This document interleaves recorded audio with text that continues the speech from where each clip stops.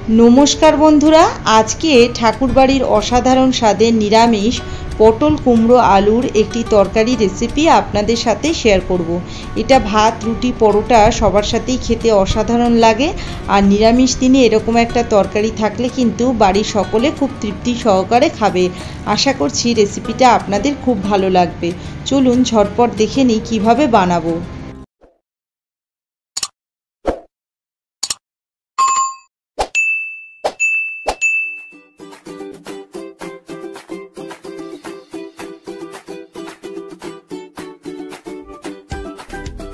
सबार प्रथमे कड़ाईते दिए दिलाम 2.5 टेबिल चामच मतन सर्षेर तेल। तेलटा भालो मतन गरम हो जाओयार पर एबार एखाने दिए दिচ্ছি 1 टेबिल चामच घी।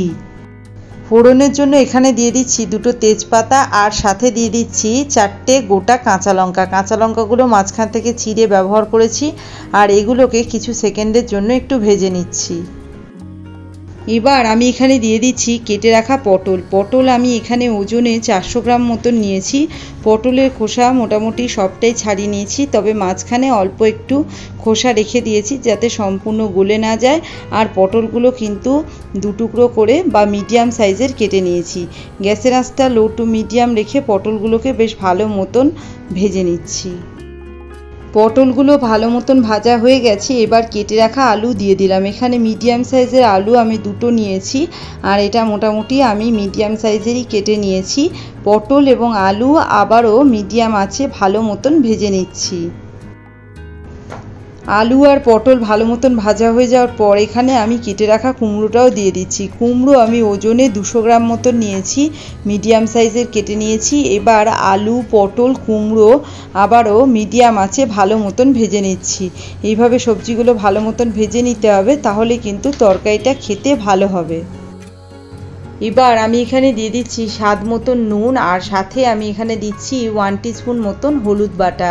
সব কিছু ভালো মতন মিশিয়ে নিয়ে হালকা আঁচে ভালো মতন আরও 3 থেকে 4 মিনিটের জন্য ভেজে নেব। ঠাকুরবাড়ি রান্নার বইতে এই রেসিপিতে আলাদা করে লঙ্কা বাটা বা গুঁড়ো লঙ্কার ব্যবহারের কথা উল্লেখ নেই। লঙ্কা যেটা ফোড়ন দেওয়া হয়েছিল সেই ঝালের ব্যবহারটুকুই আছে। তবে আপনারা যদি মনে করেন যে আলাদা করে ঝালের প্রয়োজন তাহলে সেক্ষেত্রে লঙ্কা অ্যাড করতে পারেন। তবে যেহেতু কাঁচা লঙ্কাগুলো এখানে চিড়ে ব্যবহার করা হয়েছে এবং তরকারিটা সম্পূর্ণ হওয়ার পর কাঁচা লঙ্কাগুলো তরকারির সঙ্গে মিশে যাবে, তখন কিন্তু ঝালটা ব্যালেন্স হয়ে যাবে। এবার এখানে আমি খুব অল্প পরিমাণ জল অ্যাড করলাম। সব কিছু ভালো মতন মিশিয়ে নিচ্ছি আর ঢাকা দিয়ে গ্যাসের আঁচটা হালকা রেখে 4 মিনিটের জন্য একটু রান্না করে নেব। 4 মিনিট পর ঢাকনাটা খুলে দিলাম। তরকারিটা একবার ভালো করে মিশিয়ে নিচ্ছি। এখানে কিন্তু সবজিগুলো ভালো মতন সিদ্ধ হয়নি, তবে অনেকটাই মজে এসছে, আধা সিদ্ধ হয়েছে। এবার আমি এখানে দিয়ে দেবো পোস্ত বাটা। এই রেসিপিতে পোস্ত বাটাটা একটু বেশি পরিমাণে লাগবে। এখানে 2 টেবিল চামচ পোস্ত আমি কিছুটা জল দিয়ে বেটে রেখেছিলাম, সেই পোস্ত বাটাটা দিয়ে দিচ্ছি। গ্যাসের আঁচটা এই সময় মিডিয়াম রাখবো আর সমস্ত সবজির সাথে পোস্ত বাটাটা ভালো মতন মিশিয়ে নিয়ে ভালো মতন সবজিগুলোকে ভেজে নেব। নিরামিষ তরকারিতে একটু মিষ্টি দিলে স্বাদটা ভালো হয়, তবে ঠাকুরবাড়ি রান্নার বইতে কোনোরূপ চিনি বা মিষ্টির ব্যবহার ছিল না বলে আমি এখানে কোনো চিনি বা মিষ্টি দিইনি। আপনারা চাইলে একটু চিনি অ্যাড করতে পারেন। এবার আমি এখানে পোস্তর বাটিটা ধুয়ে 4 কাপের মেপে মোটামুটি 1 কাপ মতন জল দিয়ে দিলাম। সব কিছু ভালো মতন মিশিয়ে নিচ্ছি আর গ্যাসের আঁচটা হালকা রেখে 5 মিনিটের জন্য রান্না করে নেব, যাতে সমস্ত সবজি ভালো মতন সিদ্ধ হয়ে যায়। অন্যদিকে আমি একটা মশলা বানিয়ে নেব, চলুন সেটা দেখে নিই। ফাঁকা কড়াইতে এখানে আমি দিয়ে দিচ্ছি 1/2 টিস্পুন মতন গোটা ধনে আর সাথে দিচ্ছি 1 টিস্পুন মতন গোটা জিরে। গ্যাসের আঁচটা একদম হালকা রেখে মশলাগুলো বেশ ভালো মতন ফাঁকা কড়াইতে ভেজে নিচ্ছি। যখন দেখবেন খুব সুন্দর একটা গন্ধ বেরোচ্ছে তখন বুঝবেন যে মশলাটা রেডি হয়ে গেছে। এইভাবে কিন্তু কন্টিনিউয়াস নাড়াচাড়া করতে হবে যাতে মশলাগুলো পুড়ে না যায়।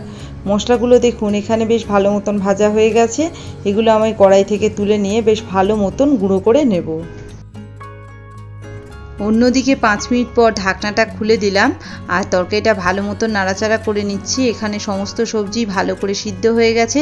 তরকারি কিন্তু এই স্টেজে একদম রেডি। এই তরকারিটা আমি অন্য একটা বাসনে ঢেলে নিয়ে কড়াইটা আবার গ্যাসে বসিয়ে দেব। ফাঁকা কড়াইতে আমি এখানে দিয়ে দিলাম 1 টেবিল চামচ মতন ঘি। ঘিটা আমি মেল্ট করেই ব্যবহার করেছি। এবার আমি এখানে দিয়ে দিচ্ছি আগে থেকে বানিয়ে রাখা ভাজা গুঁড়ো মশলাটা। গ্যাসের আঁচটা এই সময় একদম হালকা রাখতে হবে, নাহলে কিন্তু মশলাটা পুড়ে যাবে আর তরকারিটা তেতো হয়ে যাবে। এবার আমি বানিয়ে রাখা তরকারিটা সম্পূর্ণই দিয়ে দিলাম। গ্যাসের আঁচটা হালকাই রেখেছি আর মশলার সাথে তরকারিটাকে ভালো মতন মিশিয়ে নিচ্ছি, যাতে সম্পূর্ণ মশলাটা তরকারির সঙ্গে মিশে যায়। এবার আমি ঢাকা দিয়ে 2 মিনিটের জন্য জাস্ট রান্না করে নেব। 2 মিনিট পর ঢাকনাটা খুলে দিলাম। তরকারি কিন্তু আমাদের এখানে একদম রেডি। অবশ্যই নিরামিষ দিনে এই ঠাকুরবাড়ির রেসিপিটা একবার বানিয়ে খেয়ে দেখবেন, অসাধারণ লাগে এর স্বাদ। আর অবশ্যই যদি রেসিপিটা ভালো লাগে একটা লাইক, কমেন্ট এবং সাবস্ক্রাইব করতে কিন্তু ভুলবেন না।